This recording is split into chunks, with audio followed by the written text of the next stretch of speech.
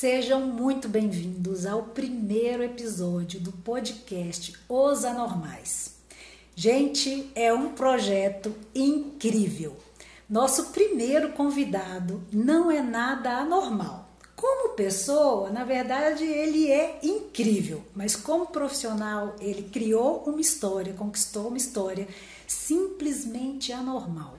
Carlos Garcia entrou como estagiário na Mercedes-Benz com 18 anos de idade e teve uma trajetória de 36 anos, sendo responsável por grandes projetos, área de vendas, de marketing, de estratégia, liderança.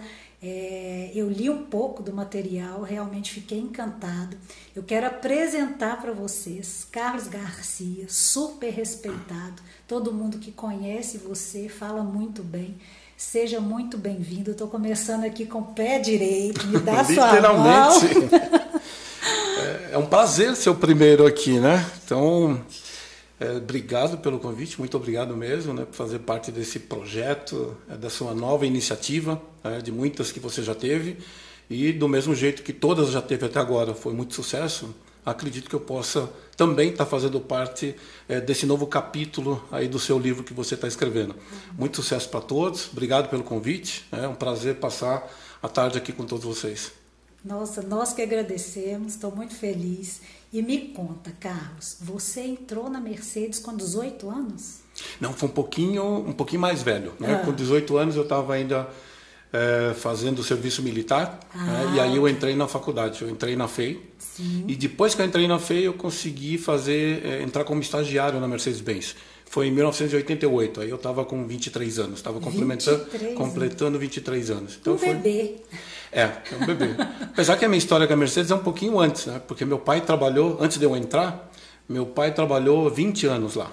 Então ele entrou 2 anos depois que eu nasci e saiu de lá um ano e meio, 2 anos antes de eu entrar. Então a gente não teve a oportunidade de conviver na mesma empresa, no mesmo período, mas de Mercedes são 20 do meu pai e 36 meu. Então são 56 anos que nós pudemos, aí, como família, participar lá. Que incrível! E nessa trajetória que seu pai estava lá, você admirava a marca, admirava o trabalho do seu pai? A Mercedes, ela sempre teve, acho que todas da indústria automobilística no geral, ela sempre teve um envolvimento muito com família, porque antes da história da indústria automobilística, basicamente, o país era um país agrícola, né? A industrialização começou com a indústria automobilística, né? Meu pai era da roça, meu pai veio do interior, casado com a minha mãe, e conseguiu, depois de um certo tempo, entrar dentro da Mercedes-Benz.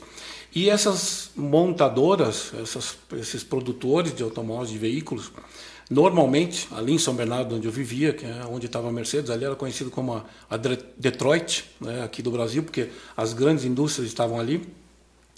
E sempre no Natal existia uma programação de você receber o seu presente de Natal da empresa. Então fui, já pequenininho, eu me lembro, andando de mão dada com meu pai, entrar dentro da empresa, receber meu presente e voltar para casa. Então a minha história com a marca já é uma história bem antiga, né? Joguei bastante, tentei entrar com 15 anos pelo Senai e acabou não dando certo, porque meu pai perdeu a inscrição. E aí fui fazer Senai em outro lugar, fui fazer por conta, à parte, um pouquinho usando daquilo que você fez na sua história também. Eu tive meus caminhos para poder, vamos dizer, chegar como estagiário e efetivamente a Mercedes é grande parte da minha história. Foi lá que eu comecei a trabalhar, foi lá que eu terminei efetivamente de me aposentando lá. Foi lá que eu formei a minha família, conheci minha esposa, tive meus filhos. Do mesmo jeito que eu fui levado para buscar presentes de natais, eu pude proporcionar aos meus filhos também esse mesmo sentimento, né, de ir dentro da empresa e eles poderem pegar os seus presentes lá. Então a marca tem uma história muito, muito grande. Eu tenho uma história com muito carinho, então sempre joguei nesse time, mas óbvio, a gente joga sempre onde a gente é chamado para jogar, né? Não, mas que lindo! E seu pai hoje, ele é vivo ainda? Não, meu pai não teve a oportunidade de me ver tornar CEO e presidente da Mercedes-Benz, porque ele faleceu em 2016, Sim. Quando eu mudei novamente do país, né? Então, assim que ele faleceu, 6 meses depois, eu me mudei para a Argentina para continuar um outro projeto. Já tinha morado fora em outro país antes. Dessa vez eu tive a oportunidade de levá-lo para visitar, então ele foi passar um mês conosco lá na Alemanha, quando eu estive morando por lá. Sim. E dessa vez ele não teve a oportunidade de me acompanhar lá na Argentina e depois em Dubai. Então, 2016, já se passaram aí, né, 9 anos que ele se foi. Sim. E você ficou presidente a partir de qual ano? Eu voltei em 2022, que eu estava fora do Brasil. Né? Eu fui chamado primeiro para montar uma estrutura, um escritório regional novo lá na Argentina, para cuidar do segmento de vans. E depois me chamaram para a operação no Oriente Médio. E aí eu fui transferido para Dubai no meio da Covid, em 2020.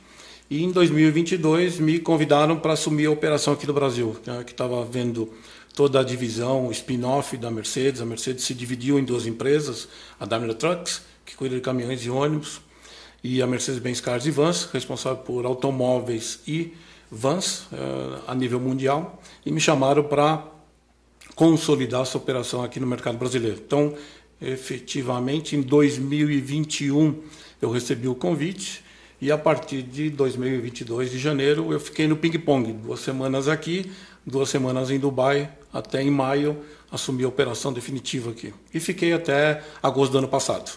Né? Depois de 36 anos, tenho que olhar também para outras coisas. Né? Com certeza. E eu falo assim, eu imagino que mesmo seu pai não vendo presencialmente essa sua trajetória mesmo, chegando a CEO presidente, ele, de onde ele estiver, ele viu, ele tem orgulho, tem certeza disso, e que foi uma inspiração também para você, como se diz, honrar, né? Já que ele passou 20 anos lá, imagino que esse sentimento estava dentro de você o tempo todo, né? Com certeza, né? Acho que na família, se eu olho para minha família, eu sou o filho, vamos dizer, sou o filho mais velho, né, da minha família, mas minha mãe teve 9 irmãos. Então eu fui também o neto mais velho. Minha avó faleceu em 2022 com 103 anos. Então eu tive o prazer de conviver com ela também muito tempo. E da geração, praticamente, se eu coloco do lado da minha mãe e do meu pai, eu fui um dos primeiros a fazer universidade. Então, para eles também, ele acabou não concluindo o nível colegial, só tinha o ginásio. Mas também, como eu falava para ele, é muito orgulho, né, saber que com todas as limitações que tinham, seja elas escolares ou o que for, também lutou, batalhou e conseguiu colocar os filhos num caminho, num trilho, e que eu estou fazendo o mesmo também para os meus. Então, nós estamos aí numa sequência. Eu me sinto muito honrado, né, por ter sido o primeiro, né, que passou, que se formou e ter construído uma carreira. Eu acho que ele teria muito orgulho, eu não tenho dúvida que, de uma forma ou de outra, ele sabe o que ele fez. Com certeza, parabéns. Muito bonito saber disso. Viu? Obrigado.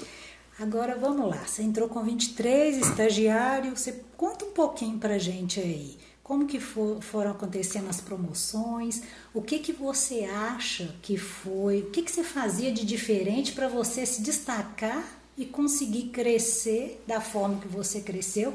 E, poxa, 36 anos, você vai completar 34 anos de casado com a Tereza esse ano ou ano que vem? Ano que vem. E vai comemorar na Diamond House. Com certeza, vamos esperar, né? Não é? Why vamos not? fazer uma festa linda. Agora, imagine isso, um casamento que durou 36 anos, né? E você, como estagiário, conta pra gente, como que foi isso? E o que você acha que você fez de diferente para merecer essas várias promoções? Para mim, eu costumo dizer, acho que sempre, aí não foi só por conta da Mercedes, é um pouquinho do meu traço, um pouquinho do meu perfil também. Eu acho que, primeiro, eu nunca fui um acomodado, porque se eu me acomodasse na situação em que eu vivia, seja ela pessoal ou profissional, eu não ia ter tido a possibilidade de subir. Então, e de um lado de não ser acomodado, eu sempre comento que eu também sempre fui um inconformado. nunca um revoltado. Ou seja, eu nunca me conformei, nunca sentei, esperei com que alguém pudesse mudar minha vida. Eu sabia que o único que podia fazer isso era eu. Então não adianta delegar essa responsabilidade para o meu pai, para minha mãe ou para quem quer que seja, governo, não interessa. Você tem que tomar a rédea e é você que tem que dirigir isso. Então, acho que como inconformado, eu acabei sempre fazendo meu lado técnico sempre muito forte, tá? E para mim, o normal seria continuar fazendo toda a parte técnica. Só que quando eu entrei na Mercedes-Benz, eu entrei pela área de recursos humanos. Eu fui chamado para participar da área de um processo de estágio, e foi aprovado, e comecei como estagiário na área de recursos humanos. Eu era o responsável por treinamento, vamos dizer, desenvolvimento, programa de estágio, programa trainee, tudo aquilo que envolvia a interface da Mercedes com as escolas. Isso então, com qual formação? Eu fiz engenharia mecânica. Engenharia mecânica. Então eu era, como falava nas reuniões que eu ia de recursos humanos, eu era um estranho no ninho, porque só tinha psicólogos, basicamente quem segue dentro da carreira de recursos humanos, pessoal de administração. Então eu, como engenheiro mecânico, era um estranho lá. Sim. Só que eu sempre quis ir para a área comercial. Então foi uma hora o mais, como eu digo, o mais normal seria eu seguir minha carreira técnica, que lógico, lá na frente também, de uma forma ou de outra, ia acabar virando um administrador, porque todo engenheiro, todo pessoal técnico, no fim, na sua carreira, você vai chegar uma hora que você vai ter que começar a administrar pessoas. Não tem como. Tá? Só que eu fiz isso antecipadamente, por quê? Porque eu queria mudar e queria entrar na área comercial. E na área comercial da Mercedes, sempre teve... A Mercedes foi uma das primeiras, se não foi a primeira, em 1956, a produzir caminhões aqui no mercado brasileiro. Sempre foi líder de mercado dentro desse segmento. Então, óbvio, quem trabalha na área comercial tem um forte background técnico e também todo um relacionamento com clientes, com base, na parte de vendas em si. E para mim era algo, como é que eu vou entrar numa área onde eu vou enfrentar um monte de medalhão que tem muito mais experiência que eu, e como que eu vou caminhar dentro disso. Foi daí que, com essa oportunidade, eu falei, bom, agora eu vou, já que eu entendo tanto da área técnica, deixa eu começar a ver como que eu consigo entender um pouquinho mais de pessoas, um pouquinho mais de gente, como é que eu consigo desenvolver pessoas, como é que eu consigo trabalhar com isso. E aí acabei ficando 4 anos, basicamente, foi em 94, não, 6 anos, porque em 94 eu fui chamado pelo ex-presidente da Mercedes-Benz aqui do Brasil, Philip Schimmer. Eu fui chamado para um projeto, para entrar dentro da Mercedes mesmo, mudar de área. Como ele sempre soube que eu queria ir para a área comercial, e nós tínhamos bastante contato, porque eu tinha muito contato com todos os alemães que chegavam, né? Então, daí veio o meu interesse também pela cultura, pela língua e tudo mais. Eu entrei lá falando português, né? Então, e depois eu consegui estudar, falar alemão, sou fluente em alemão, sou fluente em inglês, sou fluente em espanhol, tudo nada por conta. Normal, né? Nada normal. Acho que a partir do momento que você é exposto a todo esse tipo de situação, encara isso e vê isso como um desafio e toma isso que isso é algo que vai te ajudar, né? Porque até então eu não via algo, para que eu preciso falar um idioma, onde que eu vou usar. A hora que você começa a ver a necessidade batendo, você fala assim, isso pode ser, não um diferencial, mas isso pode me ajudar muito. Né? Tanto que eu comecei, eu sempre estudei inglês, mas nunca fui fluente em inglês. Depois que eu consegui ser fluente em alemão, é que praticamente meu inglês melhorou muito. Então, e depois que você tem a sua segunda, para vir outra língua que você vai ser exposto também, muito mais fácil. Não me atrevi, quando fui para Dubai, a me meter com árabe, porque o inglês já me dava conta. Falei assim, é suficiente, não preciso mais do que isso. Mas aí em 94, em fevereiro, eu fui chamado e mudei de área. Fui para a área de comerciais leves, que era uma área nova que estava sendo formada dentro da empresa. E aí eu vi como uma chance, uma oportunidade, porque como era um mercado inexplorado, ninguém atuava dentro desse mercado, só tinha basicamente os asiáticos antes, com importação. E a Mercedes foi a primeira grande das OEMs que olhou para esse segmento e quis trabalhar e desenvolver. E eu também embarquei nisso. Então eu tive a chance de trabalhar como se fosse uma startup. A Mercedes na época tinha 15 mil funcionários e eram 7 pessoas envolvidas dentro desse projeto. Em 94, com o lançamento da MB 180, e em 1997, em fevereiro, com o lançamento do Sprinter. Então, eu posso dizer que eu tenho 3 filhos. Eu tenho o João, tenho o Pedro e tenho a Sprinter aqui no mercado brasileiro, né, que fez 25 anos aí em 2022. Completou 25 anos de mercado brasileiro, tem mais de 200 mil unidades comercializadas aqui. Sucesso total, né? E para mim, essa foi a minha virada. Foi daí que eu saí da área de recursos humanos e fui para a área comercial. E depois fui movimentando para todas as áreas, né? Em 99 eu participei do lançamento do Classe A aqui no mercado brasileiro. Então eu sempre fui aqueles primeiros produtos que iam ser lançados, eu era sempre envolvido para ou formar a equipe, ou atuar dentro desse mercado, ou desenvolver esse mercado como um mercado novo, um nicho. Aí eu fui para o Classe A em 99. 2002 me chamaram para meu contrato internacional. Aí eu fui chamado, já tinha nascido meu filho, João Vitor, em 2002. Em 2002 eu fui para lá. Ele nasceu em 2000. 2002 ele completou 2 anos quando eu cheguei na Alemanha. Aí eu fui trabalhar. Sim, junto. Minha esposa, a Tereza, foi junto comigo, né? A Tereza é complicado, né? Quando eu falava que eu queria mudar, o que ela achava? Ela ia para o quarto, pegava uma mala, falou: "Tô pronta. Quando a gente vai?" Das minhas, então. Então, para mim eu não podia, eu tinha que pensar muito bem o que eu falava, porque senão eu gerava uma expectativa alta e depois eu não conseguia cumprir. Né? Mas todas as mudanças foram basicamente aí. Então ela tem um espírito, tem rodinha no pé. Então ela gosta bastante dessas experiências, já tinha feito isso anteriormente. E quando apareceu essa oportunidade de ir para a Alemanha, eu fui trabalhar no Smart, que também era um produto que estava se investindo muito, ainda no grupo Daimler, novo, e fui para a Alemanha, fiquei lá 3 anos, até 2005.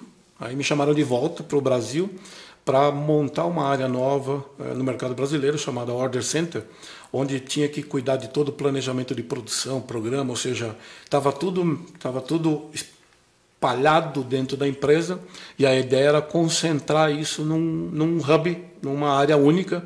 E aí eu voltei da Alemanha exatamente para montar essa área. Aí eu fiquei até 2008 lá. Aí assumi a parte da América Latina de caminhões e vans. Então, aí olhando um pouco para o mercado latino-americano, eu sentava aqui no Brasil, mas cuidava do México para baixo. Então, Brasil e Argentina eram administrados separadamente, mas todos os outros mercados, 38 países que tem na América Latina.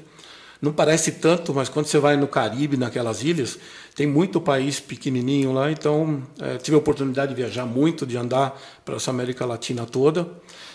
E aí eu fiquei com 2008, 2011, assumi a divisão de ônibus aí. E 2014 eu fui chamado para assumir a área de Sprinter, de vans aqui no mercado brasileiro. Então, eu era um dos funcionários e eu fui chamado pela primeira vez para assumir a área. Então, basicamente, foi depois de 20 anos que se passaram, 20 anos, não, um pouco mais, foram 30 anos, que eu comecei em 94, então 2014, 20 anos. Depois de 20 anos, eu tive a oportunidade de ser o number one da área onde eu estava. Então, eu era o responsável por toda a comercialização de Sprinter aqui no mercado brasileiro. E fiquei até 2014, fiquei até 2017, onde eu fui para a Argentina, para montar toda a região, porque nós íamos fazer o lançamento de uma picape que a Mercedes ia lançar aqui no mercado brasileiro.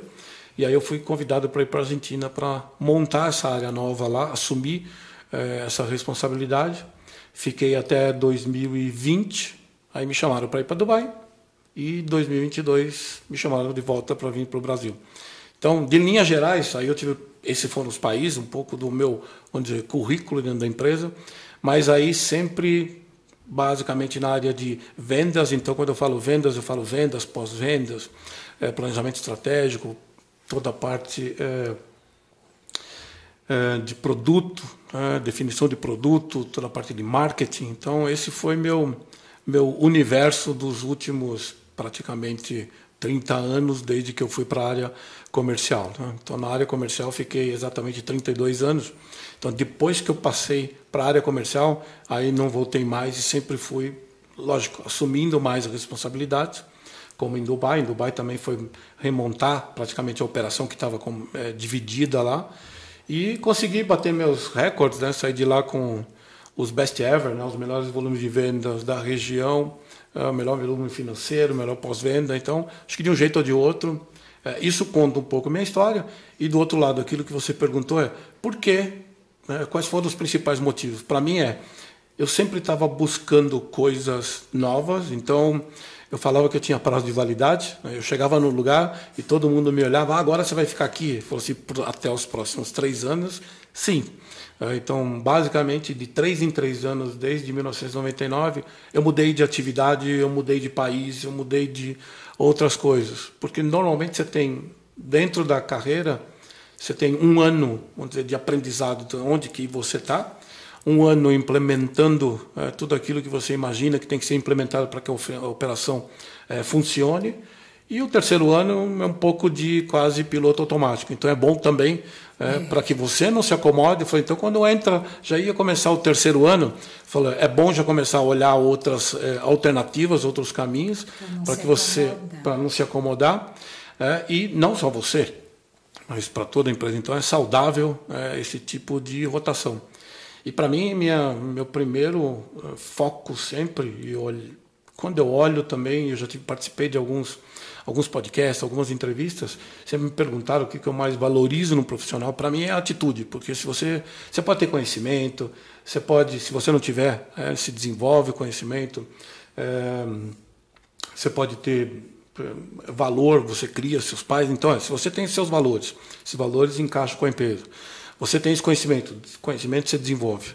O mais difícil de tudo é ter atitude. Atitude você não consegue desenvolver dentro da empresa. Então, se você não tem a atitude de tomar a frente, tomar a iniciativa, de fazer as coisas, de tomar a direção, ser o motorista e não o passageiro, eu acho que isso é o fator primordial para que você possa galgar degraus aí dentro da sua carreira. Não, sensacional. E aí eu quero te perguntar o seguinte, nessa história toda, Carlos, eu imagino que você teve que promover muitas pessoas também, porque a gente não consegue crescer sem criar sucessores, né? Uhum. Eu vejo muito isso, a minha trajetória foi muito isso. Se eu não tivesse, eu falo que a mesma mão aberta para dar é a mesma mão aberta para receber. E muitas vezes dar os nossos melhores é um desafio que tira da zona de conforto também. Não, né? Verdade. E para mim isso sempre, acho que vem um pouco já desde o tempo que eu trabalhei na área de recursos humanos, quando eu entrei. Então, muitos dos diretores da empresa, alguns inclusive que estão lá até hoje ainda, foram estagiários, entraram lá na escola e na aprendizagem. Então, alguns presidentes de empresas aqui, de multinacionais aqui no Brasil, também foram estagiários e acabaram passando. E não é porque eu tenho uma mão mágica, nada disso, é simplesmente a forma como você encara todo esse processo. E eu sempre falava para todos, no meu time, falei assim, eu preciso de um time que possa me substituir, preparar alguém, identificar alguém que possa me substituir o mais rápido possível, né? Identificar. Por quê? Porque daí a área não fica dependente de mim. E eu também não quero ficar dependente dela. Acaba virando uma âncora. Então, se você não tiver gente embaixo de você que tenha a gana, que tenha o desejo de tomar sua posição na base técnica, não na política, de puxação de tapete, nada disso, ou seja, que você possa ter toda a parte técnica, que você possa ter todos os atributos necessários para desenvolver pessoas, eu não tenho a menor dúvida, eu preferia ter 3, 4 ou 5, porque sabendo que eu tenho 3, 4 ou 5, sempre estava disposto, e se vinha da organização algum chamado para ir para algum lugar, isso nunca foi um problema. Eu saía e sempre tinha alguém pronto para assumir.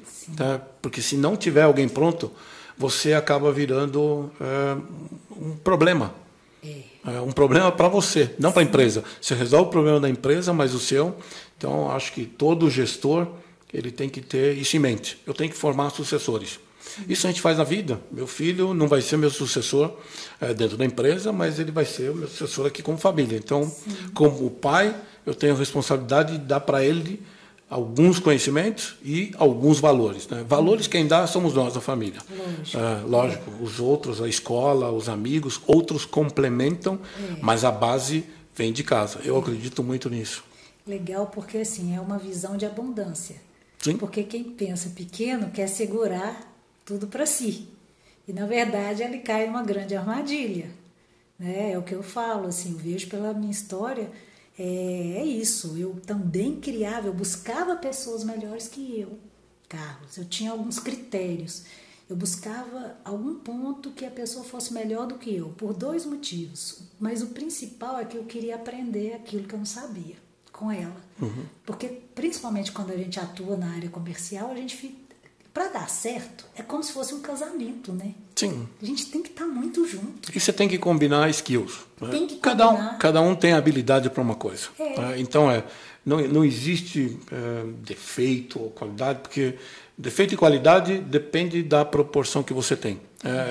Você ser invejoso, se for muito, isso é muito negativo. Se for só um pouquinho, isso é quase uma ambição. Então, ok, ambicioso. Se for muito, é ruim. Se for no ponto adequado, é bom. Então, você tem que combinar uma receita, você tem que ter pessoas ecléticas, não Sim. pode ter só um tipo de perfil, você tem que mesclar. Então, por isso que eu acredito muito também na diversidade. E a diversidade, eu não falo de... A diversidade não é só...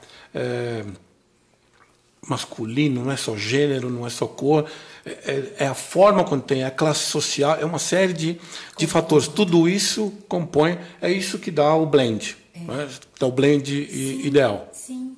Agora, você concorda comigo que os melhores resultados são pessoas que têm claro na mente onde quer chegar?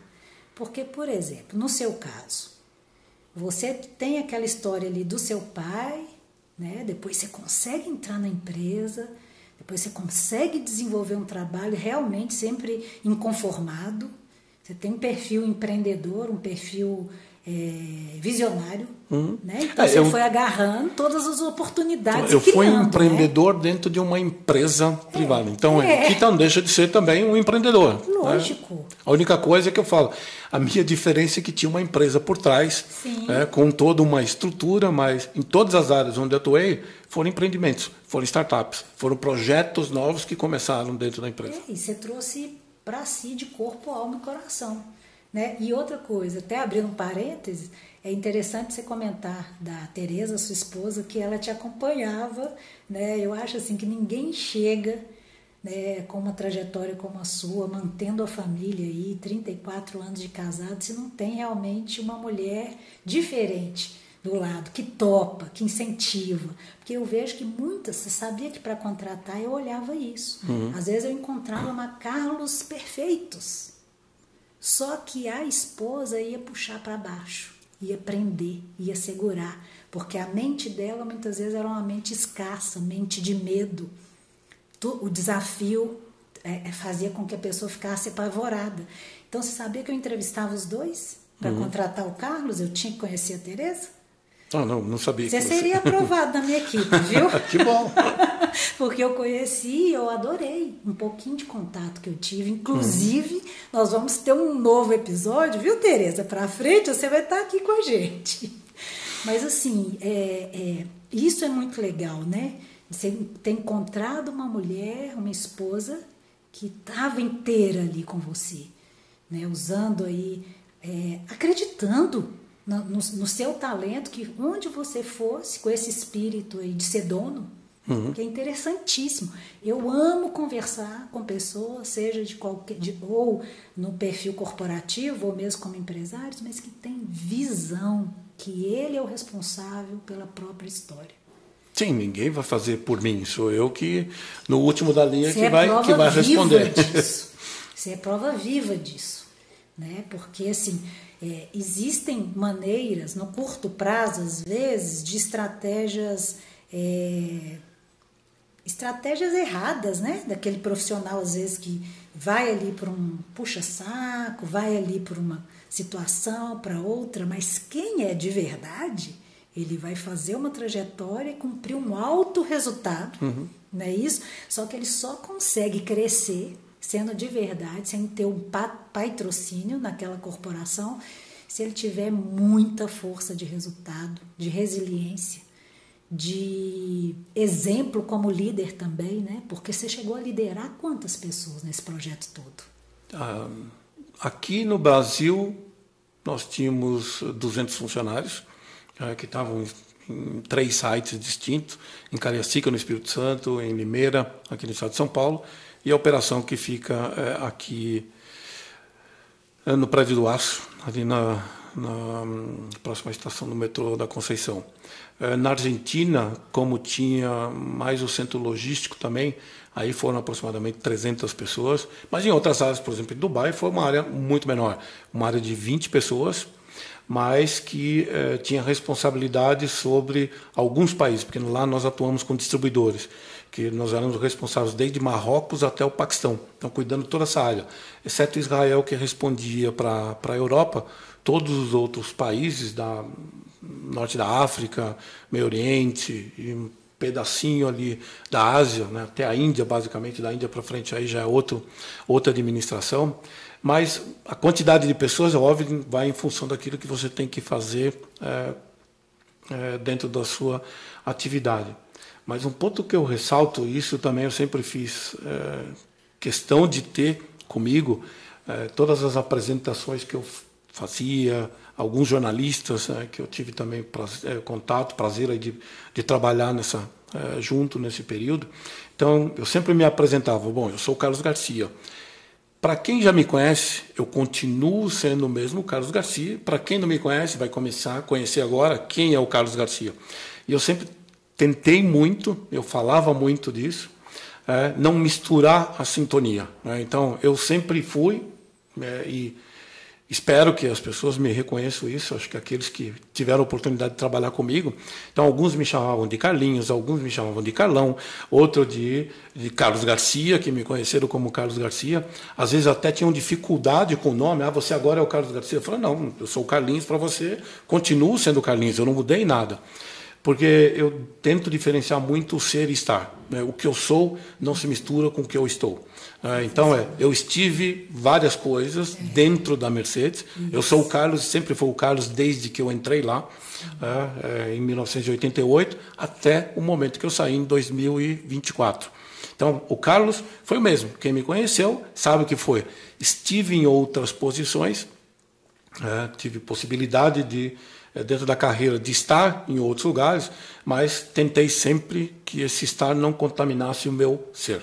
Então, eu posso te dizer que você é uma pessoa de baixo ego e alto impacto. Você já ouviu isso? Não tinha ouvido ainda. Você não. Você gostou? Gostei. Não faz sentido? Faz. E quanto mais o ego é baixo, mais a pessoa cresce. E você fez isso o tempo todo. Né? Tem seu, vamos dizer, sua lógica. Nunca tinha ouvido isso antes, né? Tem sua lógica. E para mim sempre foi importante isso, né? Separar esses dois papéis, porque quando eu saí da empresa, 36 anos atrás, primeiro eu sabia que em algum momento eu ia sair. Então é algo normal, é algo natural. Né? E minha vida continua. Isso. Continua a vida da empresa. Isso. E continua a minha. Então minha vida... óbvio que você já não tem mais aquela rotina de estar todo dia lá de manhã, de conversar, de meeting, Alemanha, viajar para outros países com cliente e tudo mais. Tem todo esse glamour que está por trás, mas você acho que a partir do momento que você tem isso claro na sua cabeça, isso é um papel que eu assumi. Então, do mesmo jeito, quando você vai se hospedar em algum hotel, te dá uma chave onde te dá acesso ao teu quarto. A hora que você vai fazer o check-out, você não entra mais lá. E está tudo bem. E as pessoas anormais, posso dizer, como nós, a gente acaba deixando um legado. Né? Eu acredito que sim. Eu vejo, e não porque eu falo, mas as pessoas falam para mim, eu vejo em alguns outros lugares. Eu trabalhei muito para ter uma cultura diferente dentro da empresa. Algumas coisas que de uma forma ou de outra eu achava que poderia ser diferente. Então acho que como CEO e presidente eu tive a oportunidade de apoiar muito recursos humanos, que era conhecido anteriormente e que mudou da Mercedes-Benz Car Advance, se chama Relações Humanas, não mais recursos humanos. Então por quê? Cuida de relações.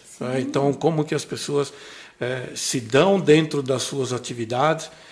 Eu acho que nesse aspecto eu consegui contribuir para algumas pessoas que continuam ainda lá se desenvolvendo, agora sob nova gestão, vendo novos desafios, E eu continuo também seguindo minha vida, vendo outros projetos, vendo outros desafios, apoiando as ideias também dos meus filhos, que já não estão aqui do nosso lado todo dia, estão aí buscando também os seus próprios caminhos, e minha função é dar apoio a eles. Né? Isso.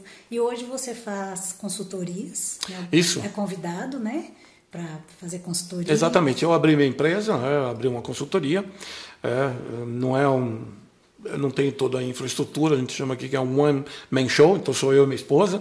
Minha esposa também gosta muito da parte de treinamento, então algumas vezes ela já foi fazer também alguns treinamentos, fazer algumas coisas de apresentação pessoal, então ela sempre gostou também, gosta bastante disso. E eu acabei abrindo essa empresa e estou hoje dando suporte para algumas outras empresas, porque o mercado automobilístico está um mercado bem mexido agora, bem movido, com a chegada dos novos entrantes aí, dos chineses e tudo mais. Então sempre tem alguma oportunidade aparecendo por aí para poder dar suporte para um ou para outro. Sim. E como que as pessoas te encontram nas redes sociais? No LinkedIn, me acha lá facinho, tá? Carlos Garcia. Como Carlos Garcia, você vai me achar.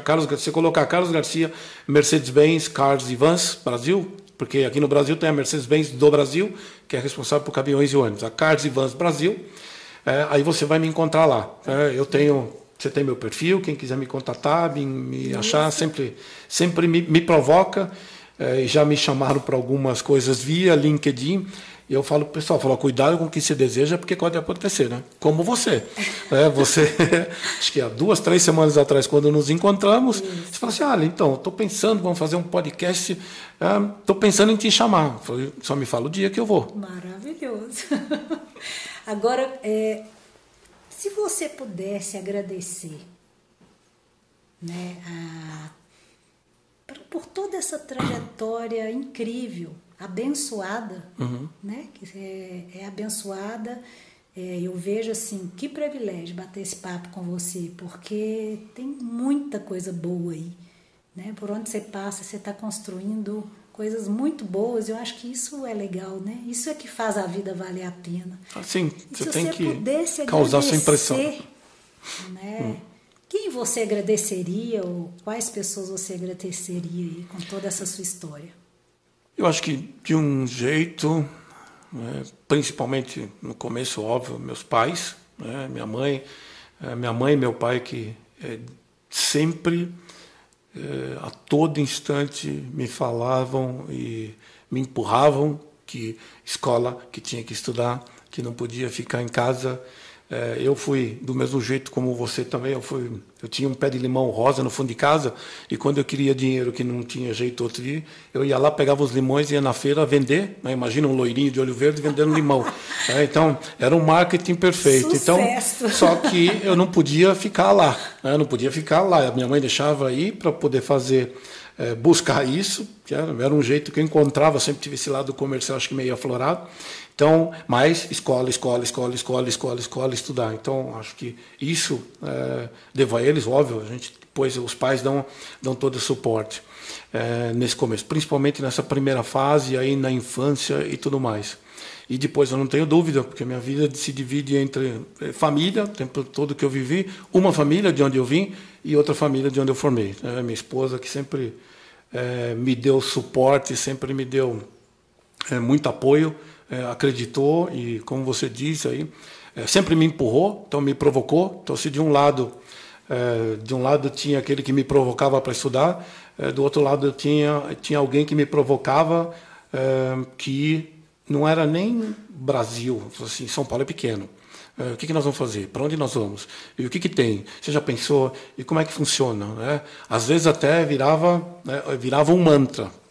Então, isso me empurrou bastante para buscar outros caminhos, outras alternativas, né? Não ficar só centrado que o que eu tenho está suficiente. Nunca almejei, nunca coloquei, acho que dentro da ambição. Se eu imagino o primeiro dia que eu entrei na Mercedes, que olhar assim para a estrela e falar assim, um dia eu vou sair presidente daqui, é mentira, não tenho, porque você não tem um caminho disso. Primeiro você fala, se você fica olhando para as suas limitações, você fala assim, primeiro, eu sou um brasileiro, comecei agora, o que eu estou imaginando é que um dia essa empresa de mais de 100 anos né? Que ousadia minha, né? De pensar que um dia eu posso estar sentado lá em cima comandando isso daqui. Só que o caminho foi se abrindo. Foi se abrindo porque... Você foi abrindo. Nós fomos buscando, fui sendo provocado, como eu falei. A Tereza sempre puxou minha orelha para um lado e para o outro, né? De vez em quando puxava muito até. Então eu tinha que reclamar também com tudo isso. E isso foi, acho que, o grande drive. E hoje, quando eu olho também para os meus filhos, se eu tenho que também agradecer, são para eles. Porque, de uma forma ou de outra, eu vejo que o que eu e a Tereza nos propusemos a fazer, que era dar valor para dois homens, né? Nasceram duas crianças mas formar dois homens. Quando eu vejo os dois hoje, né, onde eles estão fazendo as atividades dele, as conversas, os feedbacks que eu tenho de um ou outro amigo que encontram eles aí pelo mundo, isso me dá bastante orgulho. Isso continua, lógico, me motivando a mostrar para eles. A gente nunca deixou que nada subisse na cabeça deles, porque é óbvio, né? Eu tive a oportunidade de andar com todos os automóveis Mercedes que eu tive vontade na vida. Antes eu empurrava com a minha mão, depois de um tempo eu estava atrás do volante de todos eles, né? Todos que foram objeto de desejo de muita gente e que ainda é sonho de muita gente que não conseguiu nem ou comprar ou andar. Eu comecei num ônibus, mas terminei num classe G andando. Da empresa, não meu particular. Sim. Meu particular é outro mundo, mas meus filhos também, eles tiveram a oportunidade de viver isso, né, de conhecer isso, mas entender que aquilo era transitório. Falei assim, existe isso? Sim, é um mundo que existe, é um mundo que você pode ter acesso. Né? Então, faça por merecer, faça a sua parte. Seja inconformado também com a sua situação, tenha atitude para mudar, porque eu falo, para mim, o inconformado e o revoltado, a diferença é em quem é responsável pela mudança. O revoltado, ele pede que alguém mude alguma coisa por ele. O inconformado vai lá e muda aquilo que ele quer. Então, você tem que tomar a responsabilidade para você. Não delegue para ninguém aquilo que é responsabilidade sua. Então, se é responsabilidade sua, assuma e faça, porque pode ser feito. Eu ia te pedir a mensagem final, que você acabou de dar de uma forma brilhante, porque você é anormal, né? O anormal, ele arruma uma coisa boa demais. Agora eu quero falar para vocês que estão assistindo o seguinte: o Carlos, ele pegou os limões e foi vender na feira, por atitude própria. Alguém te mandou vender? Não. Foi porque eu queria dinheiro para comprar bala. E como eu não tinha em casa, eu tinha que arrumar um jeito de fazer. Então, gente, presta atenção. Não importa de onde você saiu, importa onde você quer chegar. Só que para chegar num lugar diferente, a gente vai ter que passar por uma trajetória de muita luta, de muita força, de fazer diferente o que a maioria não quer fazer. Não é isso? Na vida não tem elevador, é escada. É escada. Você falou tudo.